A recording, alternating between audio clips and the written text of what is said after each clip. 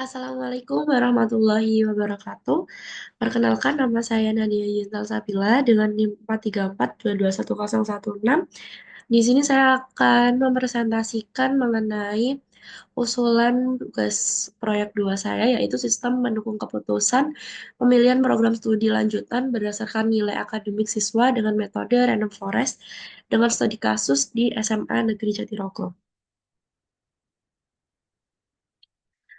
Baik, jadi judul tersebut saya angkat dengan latar belakang dan berangkat dari sebuah permasalahan, yaitu pemilihan jurusan kuliah setelah SMA merupakan suatu keputusan yang krusial dan berdampak panjang terhadap arah pendidikan dan karir-karir siswanya.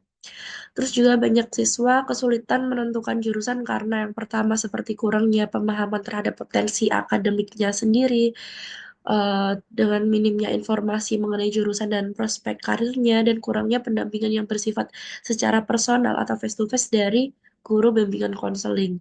Sedangkan di SMA Negeri Jatirogo sendiri, untuk guru bimbingan konselingnya juga mengalami keterbatasan waktu dan sumber daya untuk melakukan pendampingan yang bersifat personal kepada satu-satu siswanya.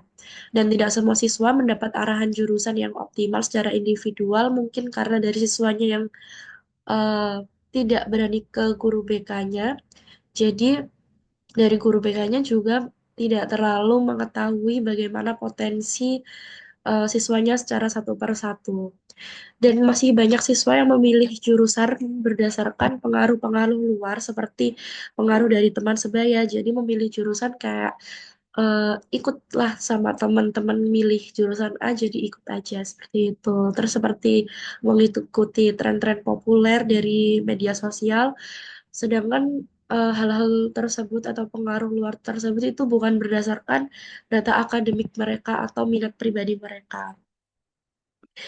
Jadi dari latar belakang yang telah diuraikan, rumusan masalahnya yaitu bagaimana cara mengembangkan sistem pendukung keputusan pemilihan jurusan kuliah berdasarkan nilai akademik siswa dengan metode Random Forest.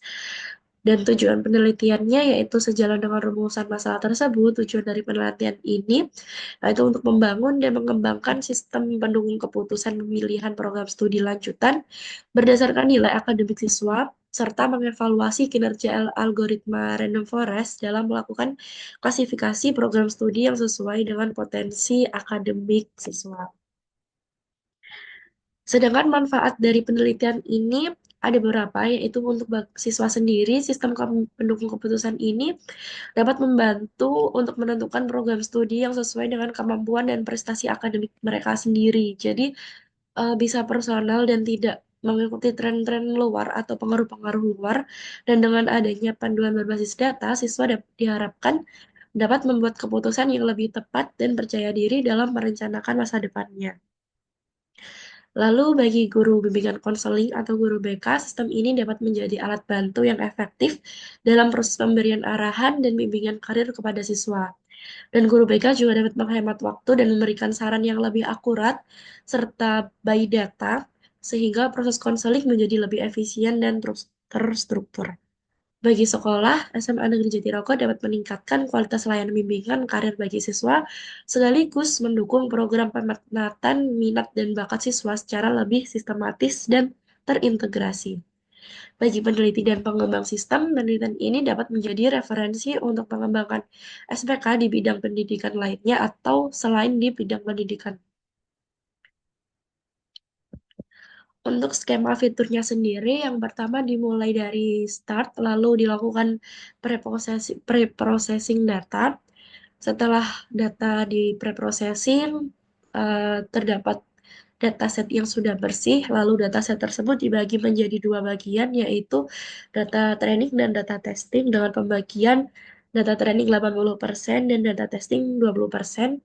Setelah itu, data tersebut diimplementasi menggunakan Random Forest, lalu evaluasi dan berakhir. Untuk tahapan preprocessing sendiri, yaitu tahapan yang penting ya untuk memastikan data tersebut itu bersih dan siap untuk dilatih. Jadi pada sistem ini preprocessing-nya dilakukan terhadap nilai-nilai akademik siswa. Langkah-langkah yang digunakan yaitu handling missing value, lalu ada normalisasi, lalu ada encoding atau kategori atau hot encoding, dan fitur selection. Lalu ada implementasi random forest. Jadi random forest sendiri merupakan sebuah algoritma ensemble learning berbasis tree atau maaf atau pohon yang cocok untuk klasifikasi seperti yang akan diimplementasikan pada sistem ini. Untuk langkah-langkahnya sendiri ada training model, lalu dilakukan juga hyperparameter tuning, evaluasi dan penyimpanan model.